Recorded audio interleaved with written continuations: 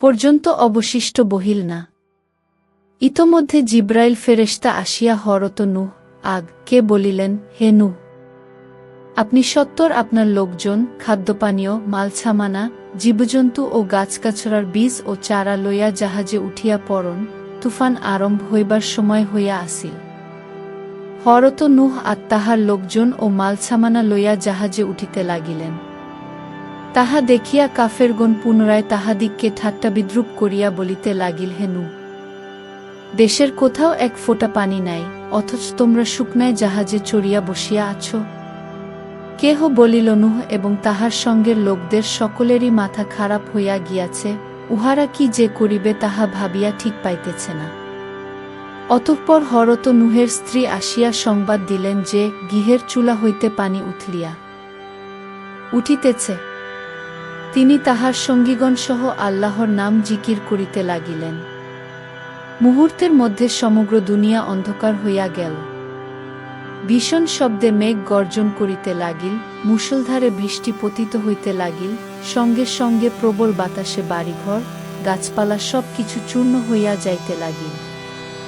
হরত নূহ এর 4টি পুত্র ছিল। তাহাদের নাম ছিল যথাক্রমে হাম, শাম, ইয়াফেস ও কেনান। কেনান পূর্বেই পিতার অবাধ্য ও কাফের ছিল।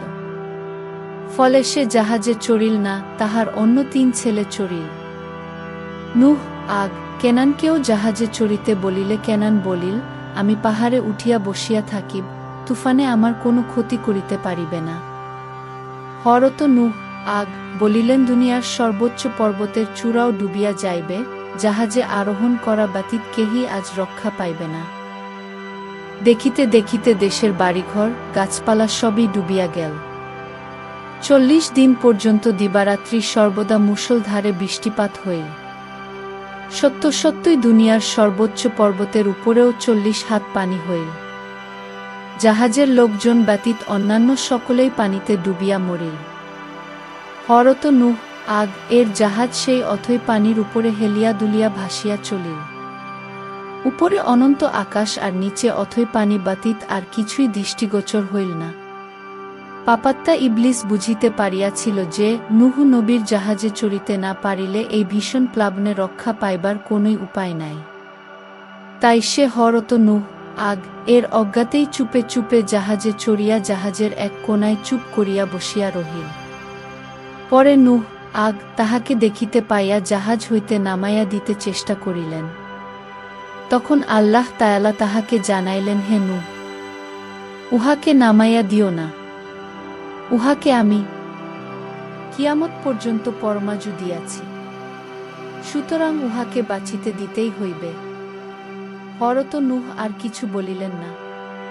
পূর্বেই বলা হইয়াছে যে জাহাজের সব রকমের জীবজন্তুই এক এক জোড়া করিয়া উঠাইয়া লওয়া হইয়াছিল। তন্মধ্যে ইঁদুর শয়তানের প্ররোচনায় জাহাজের তলা কাটিয়া দিল। জাহাজে পানি উঠিতে লাগিল।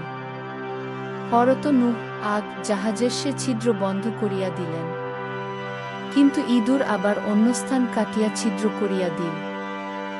ইঁদুর কয়েকবার এইভাবে উপদ্রব করিবার পর আল্লাহর আদেশে হরত নূহ বাঘের কপালের উপরে হাত ফিরাইলেন, তাহাতে বিড়ালের জন্ম হইল। বিড়ালের ভয়ে ইঁদুর আর কোনরূপ উৎপাত করিতে সাহস পাইল না। 6 মাস 10 দিবস পর পানি কমিলে হরত নূহের জাহাজ প্রথমে গিয়া জুদি পর্বত চূড়ায় ভিড়িল। পরে হরত নূহ এবং তাহার সঙ্গীগণ প্রথমে জুদি পর্বতে অবতরণ করিলেন। তৎপর দুনিয়ার পানি সম্পূর্ণ শুকাইয়া গেলে তাহারা নামিয়া বাড়িঘর তৈরি করিতে লাগিলেন। হরত নূহ যাবতীয় পশুপাখি ও জীবজন্তু ছাড়িয়া দিলেন এবং বিভিন্ন গাছের চারা ও বীজ মাটিতে পুঁতিয়া দিলেন। আল্লাহর কুদরতে আবার নূতন দুনিয়া শুরু হইল।